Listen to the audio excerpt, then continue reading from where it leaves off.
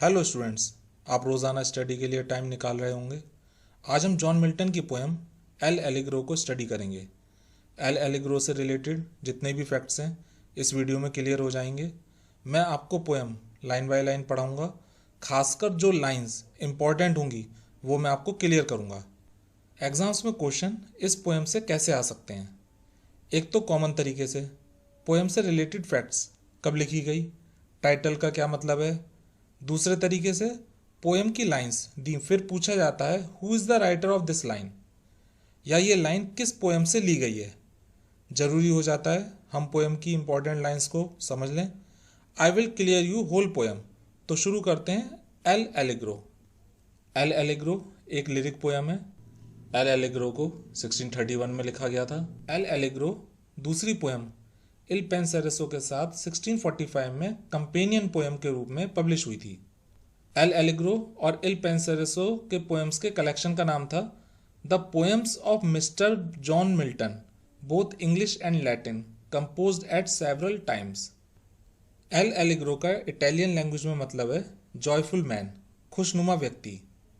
L Allegro का speaker कहता है लाइफ खुशियों से भरी है, जबकि इल पेंसेरेसो का स्पीकर ऐसे जीवन की बात करता है जो एकाकी, सॉलिट्यूड और मेडिटेटिव लाइफ, ध्यानात्मक जीवन से भरा है। ये दोनों पोएम्स एक दूसरे की अपोजिट हैं। इनमें डिबेट है, केयर फ्री लाइफ, चिंता मुक्त जीवन बेहतर है या कंटम्पलेटिव लाइफ, चिंतनात्मक जीवन बेहतर है। इस स्लाइड में वर्ड आया है मेडिटेटिव लाइफ। मेडिटेटिव एडजेक्टिव है, ध्यानात्मक, मेडिटेशन नाउन है, ध्यान, मेडिटेट वर्ब है, ध्यान लगाना। एल एलिग्रो का जो कंपेनियन पीस पोएम है इल पेंसेरेसो, ये मेडिटेटिव लाइफ, ध्यानात्मक जीवन की बात करती है। दोनों ही पोएम्स एल एलिग्रो और इल पेंसेरेसो गॉडेस की प्रार्थना से शुरू होती हैं। एल एलिग्रो को राइम्ड ऑक्टोसिलेबिक्स में लिखा गया है। ऑक्टोसिलेबिक पोएम्स वो होती हैं जिनमें हर एक लाइन में 8 सिलेबल्स होते हैं। एल एलिग्रो में राइम्ड ऑक्टोसिलेबिक्स को स्ट्रिक्टली फॉलो नहीं किया गया है। अच्छा, देखते हैं सिलेबल्स क्या होते हैं। जैसे बटर, बटर में 2 सिलेबल्स हैं, बट और टर। विलियम ब्लेक जो स्वयं पोएट थे, उन्होंने दोनों पोएम्स एल एलिग्रो और इल पेंसेरेसो के लिए इलस्ट्रेशन, चित्र बनाए थे। इस स्लाइड में जो इंपॉर्टेंट वर्ड्स आए हैं उन्हें देखते हैं। इलस्ट्रेशन नाउन है, चित्रण।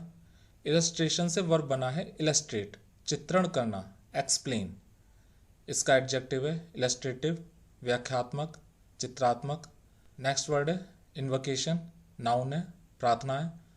इसका वर्ब बना है इन्वोक, प्रार्थना, आह्वान करना, to request help from someone. John Milton ने एल एलिग्रो पोएम लिखी थी, उसके बाहर की तरफ जो चित्र बनाए गए थे, इलस्ट्रेशंस बनाए गए थे, वो विलियम ब्लेक ने बनाए थे। जॉन मिल्टन एल एलिग्रो लिखने से पहले गॉडेस की इन्वोकेशन, प्रार्थना करते हैं। जॉन मिल्टन ने दोनों पोएम्स में आर्गुमेंट्स बिल्कुल विपरीत रखे हैं। इन दोनों पोएम्स से मिल्टन ने प्रूव किया है कि हम लाइफ को एक ही तरह से नहीं जी सकते। पूरी तरह खुश रहें या सोचते रहें, इस तरह नहीं रह सकते। दोनों ही एक्सट्रीम बेकार हैं। John Milton L Allegro poem के जरिए कहना क्या चाह रहे हैं, इसको देखते हैं। जॉन मिल्टन की पोएम एल एलिग्रो खुशी की बात करती है। खुशी जो हमें बसंत के दिनों में मिलती है, ये खुशी हमें प्रकृति के बीच मिलती है, या शहर में जब हम किसी थिएटर में बैठे होते हैं तब हमें ये खुशी मिलती है। तो शुरू करते हैं पोएम। किसी भी पोएम की शुरुआती लाइन इंपॉर्टेंट होती है। एग्जाम्स में पूछा जाता है who is the writer of this poem, या ये लाइंस किस पोएम से ली गई हैं। इस पोएम में स्पीकर जो मिल्टन है जीवन को हंसी खुशी जीना चाहता है, इसलिए मिल्टन दुख की देवी को लोथ, घृणित, हेटफुल कहते हैं। तुम घृणित हो। मिल्टन नहीं चाहते कि मेलंकली उनके जीवन में आए। ऑफ सेरेब्रस, तुम्हारा साथी 3 मुंह वाला कुत्ता है। यहाँ पर सेरेब्रस ग्रीक मैथोलॉजी से लिया है। सेरेब्रस कुत्ता है जिसका 3 मुंह है और ये पाताल लोक की रखवाली करता है। कहने का मतलब है गॉडेस मेलंकली भयानक है और इसका साथी भी बहुत भयानक है, 3 मुंह वाला कुत्ता। एंड ब्लैकेस्ट मिडनाइट बॉर्न, और तुम्हारा जन्म अर्धरात्रि में अंधेरी गुफाओं में हुआ है। मिल्टन कहना चाह रहे हैं कि मेलंकली दुख की देवी घृणित है, इसका साथी भयानक है, 3 मुंह वाला कुत्ता, और इसका जन्म आधी रात को हुआ है। इन स्टाइगन के फॉरलॉन among horrid shapes and shrieks and shies unholy. Stygian extremely dark होता है, forlorn असहाय सूना. गॉडेस मेलंकली तुम्हारा जन्म एक सुनसान गुफा में हुआ है और तुम्हारे साथी हैं भयानक शेप्स चेहरे, शीक्स आवाज़ें और अपवित्र चीज़ें, ये सब तुम्हारे साथी हैं. Find out some uncouth cell where brooding darkness spreads his jealous wings. Milton संबोधित करते हैं गॉडेस ऑफ मेलंकली से, तुम अनकूथ सेल डरावनी जगह ढूंढती हो रहने के लिए जहाँ ब्रूडिंग डार्कनेस बहुत ज़्यादा अंधेरा होता है और डार्कनेस अंधकार अपने पंख फैलाए हुए होता है. इस तरह से मिल्टन ने पोएम की शुरुआत में ही गॉडेस ऑफ मेलंकली का चित्रण किया है. गॉडेस ऑफ मेलंकली बहुत ही भयानक है, इस वजह से मिल्टन गॉडेस ऑफ मेलंकली को पसंद नहीं करते हैं. इस लाइन में मिल्टन रात का चित्रण कर रहे हैं. And the night raven sings. Raven एक प्रकार का कौवा है. एक बड़ा काला पक्षी रेवन कौवा अपनी बुरी आवाज़ से इस डरावनी जगह पर गाता है. There under ebon shades and low browed rocks. Milton कहते हैं तुम मेलंकली गहरी ब्राउन और ब्लैक परछाई में रहती हो. इवोन शेड से गहरी ब्राउन और ब्लैक. जिस जगह तुम रहती हो वहाँ पर पत्थर भी परछाई में ढके हुए रहते हैं, यहाँ पे सूरज की रोशनी भी नहीं पहुँचती है. जिस जगह मेलंकली रहती है उस जगह हर तरफ अंधकार ही अंधकार होता है और छाँव होती है. एज रैग्ड एज दाई लॉक्स. ये सब चीज़ें इतनी डरावनी है जितने कि तुम्हारे बिखरे हुए बाल. रैग्ड है बिखरे हुए, लॉक्स यहाँ पे बाल हैं. In dark Cimmerian desert ever dwell. Greek कथाओं में सिमेरियन डेजर्ट का जिक्र आता है. सिमेरियन डेजर्ट एक ऐसी जगह है जहाँ पर हर तरफ अंधकार ही अंधकार होता है. मिल्टन कहते हैं तुम सिमेरियन डेजर्ट रेगिस्तान में रहती हो. But come do goddess fair and free. अब मिल्टन खुशी की देवी मर्द से प्रार्थना करते हैं कि वो उनके जीवन में आए फेयर एंड फ्री स्वतंत्रता से और बिना पक्षपात के. In heaven yclept Euphrosyne. Goddess of mirth को मिल्टन ने यूफ्रोसीन कहा है. गॉडेस ऑफ मर्द तुम्हें स्वर्ग में हेवन में यूफ्रोसीन के नाम से जाना जाता है. And by man heart easing मर्द. मिल्टन कहते हैं गॉडेस ऑफ मर्द से खुशी से तुम आसानी से लोगों के हृदय को खुशी देती हो. हुम lovely Venus at a birth. इस लाइन में मिल्टन बताते हैं कि गॉडेस ऑफ मर्द के माता पिता कौन है. तुम्हारी माता वीनस है. With two sister Graces more to ivy crown Bacchus bore. Milton कहते हैं गॉडेस ऑफ मर्द तुम अपनी दोनों बहनों से ज़्यादा सुंदर हो. तुम्हारा पिता आईवी का मुकुट पहना हुआ बैकस है. और वेदर एज सम सेजर सिंग. इस लाइन में मिल्टन एक मान्यता की बात करते हैं. कुछ ऋषि मुनियों सेजर का मानना है the frolic wind that breathes the spring. अटखेलियाँ करती हुई हवा जो स्प्रिंग बसंत के महीने में चलती है. जैफर जैफर होता है द स्प्रिंग ब्रीज बसंत के महीने में चलने वाली हवा. विद अरोरा प्लेइंग और भोर की देवी सुबह की देवी. गॉडेस ऑफ मर्द तुम्हारा जन्म जैफर और अरोरा के मिलन से हुआ. As he met her once a maying. जब ये दोनों जैफर और अरोरा मई के महीने में बसंत के महीने में मिले थे. इन लाइंस को आप हिंदी में देख सकते हो. इसके अलावा कुछ ऋषियों का कहना है कि आप बसंत की हवा जैफर और भोर की देवी अरोरा के खुशीदायक प्रभाव से उत्पन्न हुई थी जब वे बसंत में मई के महीने में मिले थे. There on beds of violets blue and fresh blown roses washed in dew. Milton कहते हैं जब जैफर और अरोरा का मिलन हुआ था उस समय हर तरफ बैगनी फूल बिखरे हुए थे और ओस में नहाए हुए ताज़े गुलाब के फूल भी बिखरे हुए थे. Filled her with thee a daughter fair so buxom blithe and debonair. Goddess of mirth इन सब ने तुम्हें भर दिया है खूबसूरत चीज़ों से और तुम इस वजह से एक खूबसूरत डॉटर पुत्री बन गई हो. सो बक्सम ब्लाइड एंड डेबोनायर. तुम खूबसूरत जिंदा दिल और खुश मिजाज हो. ये लाइन से इंपॉर्टेंट है. Haste thee nymph and bring with thee jest and youthful jollity. इस लाइन में मिल्टन गॉडेस ऑफ मर्द को निम्फ परी के तौर पे बुलाते हैं. तुम निम्फ जल्दी आओ, हेस्ट जल्दी करो, एंड ब्रिंग विद दी और अपने साथ लेकर आओ, जेस्ट एंड यूथफुल जॉलिटी उल्लास और जवानी की खुशियां लेकर तुम अपने साथ आओ, quips and cranks and wanton wiles, nods and backs and breathed smiles such as hang on have cheeks। Milton goddess of मर्थ Euphrosyne से कहते हैं तुम अपने साथ परिहास, क्विप और क्रैंक्स लेकर आओ, वेंटन वाइल्स चंचल चाल लेकर आओ, नॉड्स एंड बैक्स सहमति लेकर आओ, एंड ब्रीथ स्माइल्स फूलमाला या फूलों से सुशोभित की हुई हंसी लेकर आओ, सच एज हैंग ऑन हैवा चीक और ऐसी खुशी लेकर आओ जो हैवे के चेहरे चीक गाल पर होती है, and love to live in dimples leak.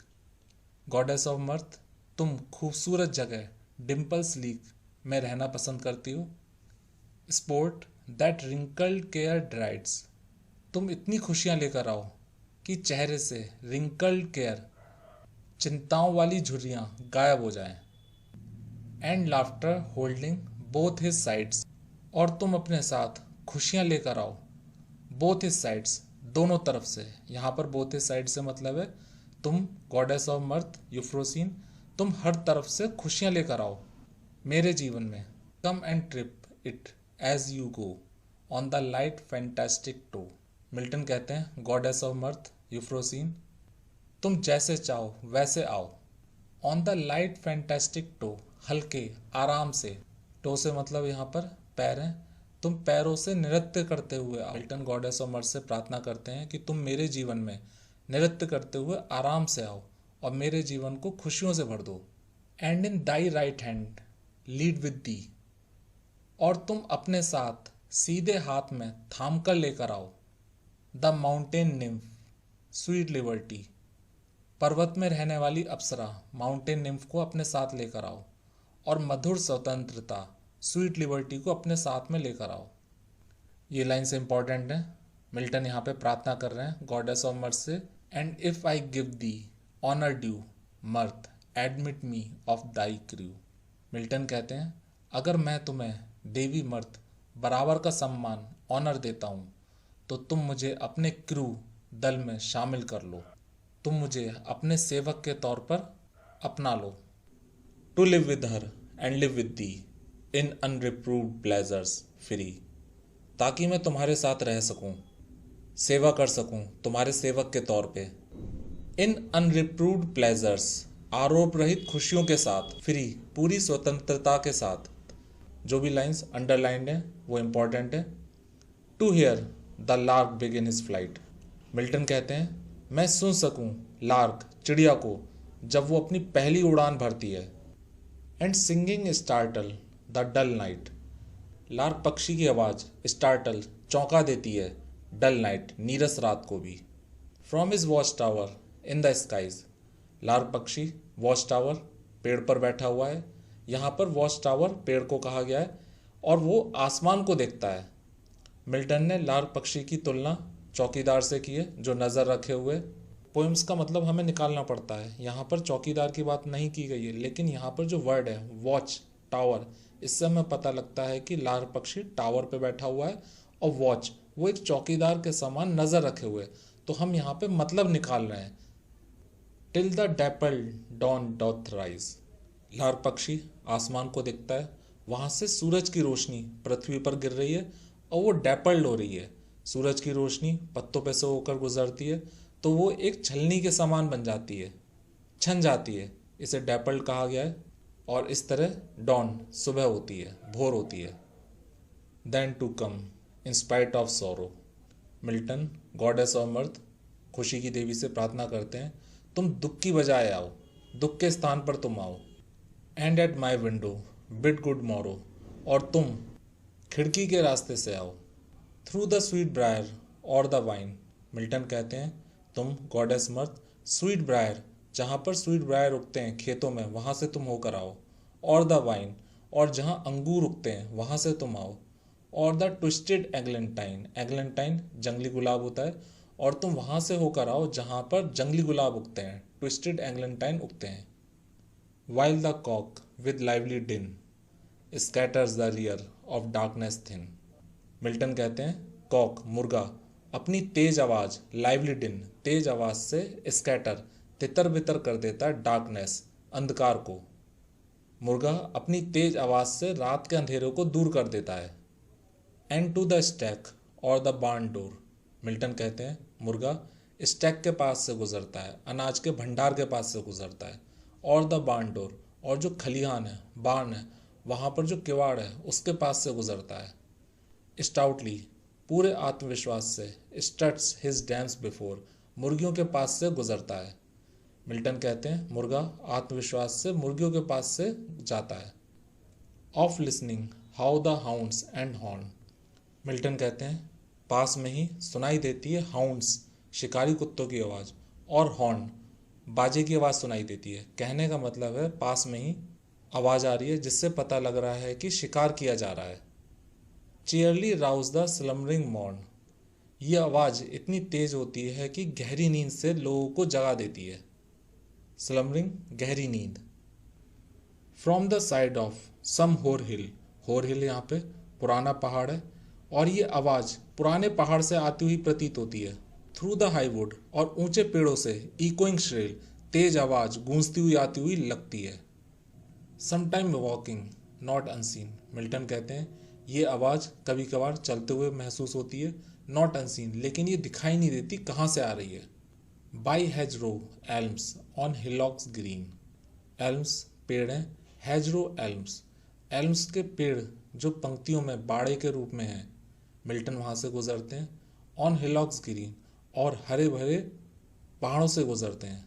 Right against the eastern gate और मिल्टन वहाँ से गुजरते हैं ईस्टर्न गेट से, पूर्वी दरवाजे से जहाँ से रोज़ाना सूरज निकलता है।